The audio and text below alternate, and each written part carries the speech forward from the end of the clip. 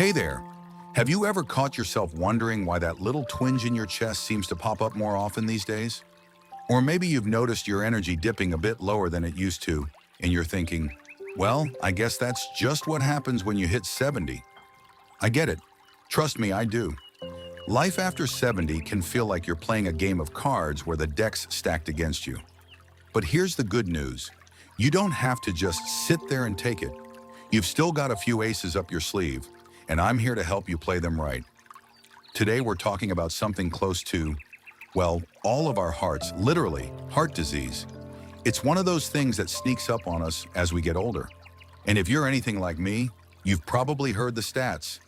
It's the #1 cause of trouble for folks our age. But don't let that scare you. See, I've learned over the years that worrying doesn't fix much. It's what you do that counts. And that's why I'm so excited to share this with you. We're going to walk through 5 simple, down-to-earth ways to lower your risk of heart disease, even after 70. These aren't fancy tricks or expensive gadgets. They're things you can start doing today, right where you are, to keep that ticker of yours humming along like it's still got plenty of miles left. Now, I know what you might be thinking. Oh great, here comes the part where he tells me to run a marathon or eat nothing but kale. Nope, not here. I'm not about to suggest anything that'll make you roll your eyes or feel like you're signing up for boot camp. These are real, practical steps, stuff I've seen work for folks just like us. People who've said, you know what? I'm not ready to slow down yet, and you don't have to be either. So grab a cup of tea or coffee if that's your speed, and let's dive in together. Let's start with something we all do every day, whether we think about it or not. Eating.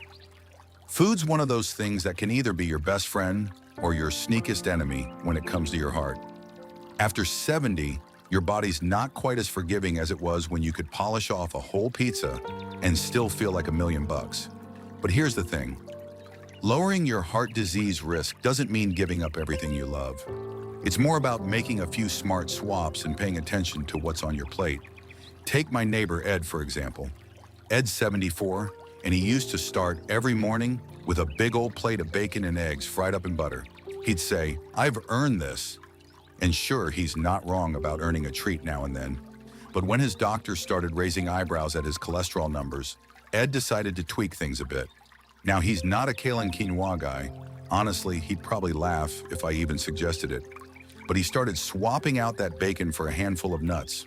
Almonds, walnuts, whatever's on sale. And instead of frying his eggs, he scrambles them with a splash of olive oil.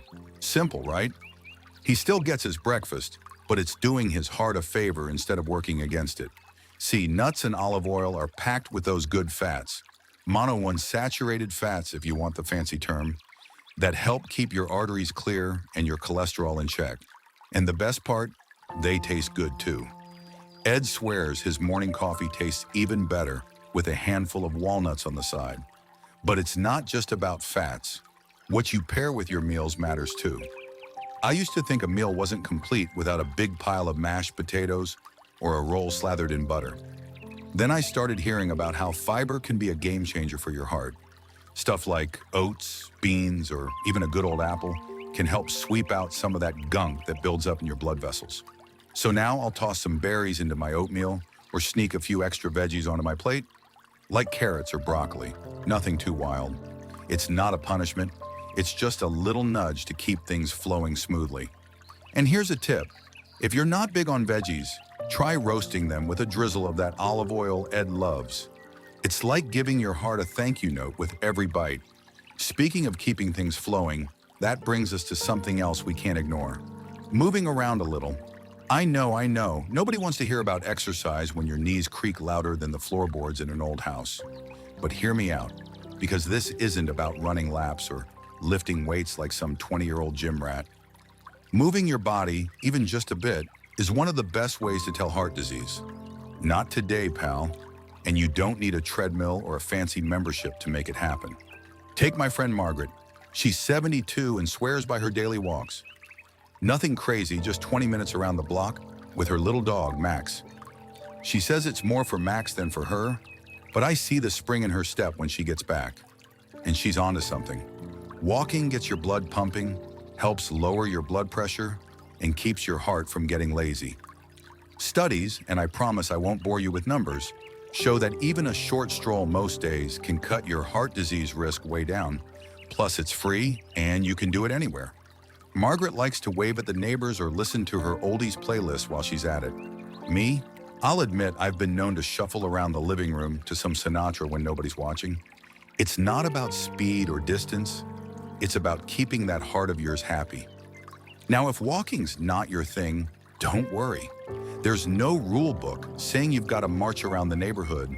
Maybe you're more of a gardening type. Bending down to pull weeds or water the roses counts too. Or how about a little stretch while you're watching TV? I started doing this thing where I stand up and roll my shoulders every time a commercial comes on. It's not much, but it adds up. The trick is finding what feels good for you, something you won't dread doing. Because let's be honest, if it feels like a chore, you're not going to stick with it, and neither am I. The goal here is to keep your heart strong without turning your day upside down. So we've got eating smarter and moving a little more under our belts. Two solid ways to give your heart some love. But there's another piece to this puzzle that's just as important, and it's something we don't always think about until it's staring us in the face. Stress. Oh boy, if there's one thing that can sneak up on you after 70, it's that nagging feeling that won't let you relax. Whether it's worrying about the grandkids, the bills, or just the state of the world, stress has a way of settling in like an uninvited guest. And your heart, it feels every bit of it. So let's talk about how to kick stress to the curb and keep your ticker from taking the hit. Because let's face it, stress doesn't just mess with your head. It's like a little gremlin sitting on your chest, squeezing your heart every chance it gets. I'll never forget the time I spent a whole afternoon worrying about whether I'd lock the car door after a trip to the store. By the time I checked, yep, it was locked. My shoulders were up around my ears and I felt like I'd run a race I didn't sign up for. That's the thing about stress after 70. It's sneaky. Maybe it's the news blaring about something awful, or maybe it's just the quiet moments when your mind starts spinning about what ifs. Whatever it is, it's not doing your heart any favors. Now, I'm not saying you've got to turn into some Zen master sitting cross-legged on a mountaintop, though if that's your style, more power to you. For most of us, though, kicking stress out the door is about finding little tricks that fit into our day. Take my buddy Tom, for instance. He's 71, and he used to get so worked up about his grandkids' soccer games that he'd come home with his blood pressure through the roof. Then he started this thing where he takes 5 deep breaths, real slow ones, every time he feels that knot in his stomach. He says it's like hitting the reset button. And you know what? He's right. Breathing like that tells your body, hey, we're okay, and it eases up on your heart too. It's not magic. It's just giving yourself a minute to unclench. But maybe breathing's not your speed. That's fine. There's no one-size-fits-all here. I've got a friend, Linda, who swears by her knitting. She's 73, and when her husband's health took a turn a while back, she'd sit there with her needles clicking away, making scarves nobody needed. She told me it wasn't about the scarves. It was about keeping her hands busy so her mind wouldn't run wild. And she's on to something. Doing something you enjoy, whether it's knitting, puzzling, or even doodling on a napkin, can pull you out of that stress spiral. Me? I've taken to watering my plants and talking to them. Don't laugh, they're great listeners. The point is, it's less about what you do and more about giving your heart a break from all that tension. And here's a little secret. Laughter's a stress buster too. I mean, when's the last time you had a good chuckle and felt your chest tighten up at the same time? Probably never. I started watching those old sitcoms, you know, the ones where the laugh track's louder than the jokes. And it's like a mini vacation for my soul. So whether it's a funny show, a silly story from the grandkids, or just laughing at yourself when you forget where you parked, let it out. Your heart will thank you for it. Stress is a big player in heart disease, and the less room you give it, the better off you'll be.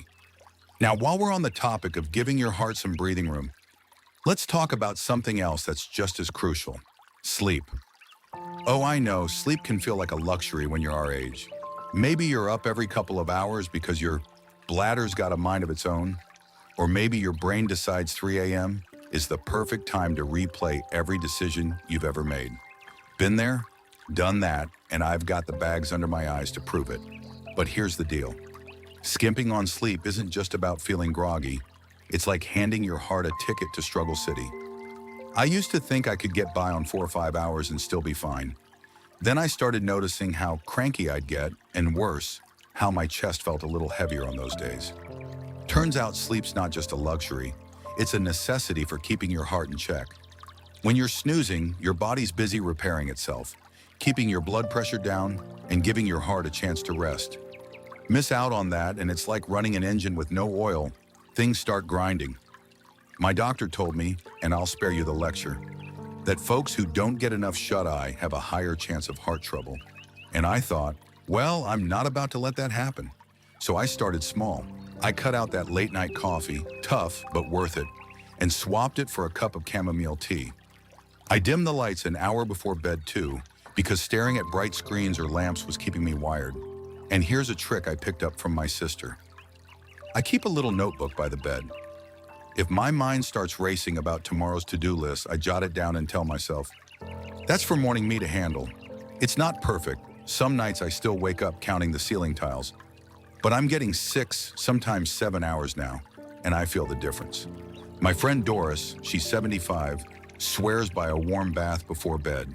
Says it's like a hug for her whole body. Whatever works for you, aim for that sweet spot. 7 or 8 hours if you can swing it.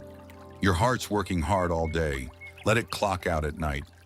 Another thing that's helped me sleep better, and this ties right into keeping stress at bay, is setting a routine. I used to flop into bed whenever I felt like it, but now I try to wind down around the same time every night. It's like training your body to know when it's time to rest. And if you're thinking, but I've got too much going on, I hear you. Life doesn't stop after 70, but even a little consistency can go a long way. Maybe it's reading a few pages of a book, not a thriller, mind you, something calm, or listening to soft music. My neighbor swears by those nature sounds, like rain or crickets. Says it's like camping without the bugs. Find what lulls you, because a well-rested heart is a stronger heart. So we've tackled stress and sleep, 2 big hitters that can really shift the odds in your favor. But there's one more piece to this puzzle that's so simple you might overlook it, and it's all about staying connected. Not to your Wi-Fi, though that's handy for watching this video, but to the people and things that keep you ticking. Because let's be honest, there's nothing like a good chat with someone you care about to lift your spirits. I'm talking about staying connected, not just to keep loneliness at bay, though that's a big deal, but to give your heart a real boost. You might not think of your social life as a health strategy, but trust me, it's one of the best tricks in the book. After 70, it's easy to let those connections slip. Maybe the kids are busy, friends move away, or you just don't feel like picking up the phone. I've been there. There was a stretch a while back when I'd go days without talking to anyone but the cashier at the grocery store. And you know what? I felt it, not just in my mood, but in this quiet heaviness I couldn't shake. Then I ran into my old pal George at the hardware store. Total fluke. We were both eyeing the same screwdriver, and we got to talking. Next thing I knew, we were meeting up for coffee once a week, just shooting the breeze about nothing and everything. And I swear I started feeling lighter, like my heart wasn't carrying so much on its own anymore. Turns out there's something to that. Folks who study this stuff, doctors and researchers, not me, I'm no scientist, say that staying connected can lower your blood pressure, ease up inflammation, and even cut your odds of heart trouble. It's not about having a million friends or being the life of the party. It's about having someone or a few someones who make you feel like you matter. Now I know what you might be thinking. Easier said than done. And you're right. Building that connection doesn't always happen overnight, especially if you're out of practice. But it doesn't have to be complicated. My friend Clara, she's 76, started a little card game with her neighbors every Thursday. Nothing fancy, just a deck of cards and some snacks. Sometimes it's just crackers and cheese if nobody's feeling ambitious. She says it's less about the game and more about the laughs. Or take my cousin Ray. He's 72 and started calling his sister every Sunday just to check in. They'll talk about the weather or what's on TV. Nothing earth-shattering, but it keeps him grounded. Me, I've taken to writing letters, not emails, real letters, to an old buddy who moved out of state. Takes me forever with my shaky handwriting, but getting his replies in the mailbox? That's gold. And it's not always about people either. If you've got a pet, you've already got a leg up. My little cat Muffin, she's 14 and bossier than ever, keeps me on my toes. Feeding her, brushing her, even just watching her nap in the sun, it's a quiet kind of company that does wonders. There's this study, I heard it somewhere, don't ask me where, that says pet owners have happier hearts, and I believe it. Point is, whether it's a person, a furry friend, or even a hobby that ties you to a group, like a book club or a gardening crew, staying connected keeps your heart in the game. It's like a little lifeline that says, you're not alone, and your ticker feels every bit of that love. So there we are, 5 ways to tilt the odds in your favor and keep heart disease from knocking on your door. We've talked about eating smarter, with those good fats and fiber to keep things running smooth. We've covered moving around, even if it's just a shuffle around the block or a stretch during commercials. We've tackled stress, finding those small moments to breathe or laugh it off. Sleep's in there too, giving your heart that nightly recharge it deserves. And now staying connected, because a heart that's tied to something or someone just beats stronger. It's not about flipping your whole life upside down. It's about these little shifts, these quiet wins that add up to something big. I think about my Aunt Betty sometimes. She made it to 88, and sure, she had her share of aches and pains, but she never let her heart slow her down. She'd bake cookies for the neighbors, take her slow walks with that old cane of hers, and call me just to say hi. She wasn't perfect, loved her butter a little too much, but she kept going, kept living, because she found her rhythm. And that's what I want for you, for me, for all of us. You don't have to beat every odd out there, just the ones that matter most. Start small if you need to. Swap that bacon for some nuts tomorrow morning, or give a friend a call this afternoon. One step, one day, and you're already on your way. I'd love to hear from you too. What's something you do to keep your heart happy? Maybe you've got a trick I haven't thought of. Drop it in the comments below because we're all in this together. And if you liked hanging out with me today, give that like button a tap. It lets me know you're out there. Better yet, hit subscribe if you want more chats like this. I'm always digging up ideas to share because honestly, I think we've all got a lot more living to do. Here's to you, to me, to all of us, living our best lives one heartbeat at a time. Take care, and I'll see you soon.